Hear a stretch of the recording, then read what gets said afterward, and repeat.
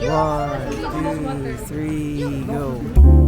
Isang taon na rin ang maging hilig ko mag-picture-picture gamit ang isang analog camera.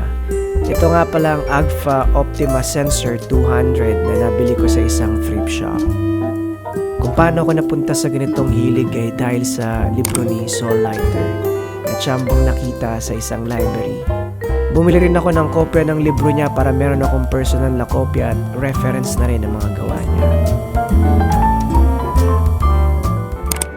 Ang mga kuha ni Saul Leiter ay hindi perpekto.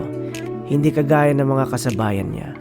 Hindi rin siya gaanong aral o galing sa mga sikat na eskwelahan na nagtuturo ng photography.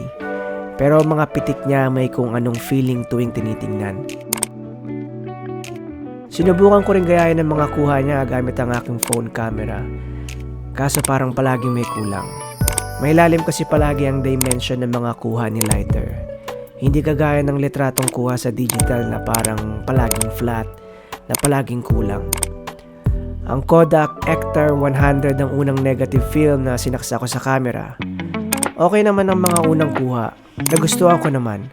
Nakakainip nga lang dahil kailangan ko maghintay ng 2 linggo para makita ang mga na-develop na camera photo. Satisfying naman kapag nasa iyo na ang mga litrato. Sa isang taon kong karanasang pumitik-pitik ay hindi ko man lang na-document. Kaya sa pagkakataong ito ay sinalpakan ko muli ng panibagong film ang aking lumang camera. Tignan natin kung saan tayo nito dadalhin at anong kwento ang ating mabubuo.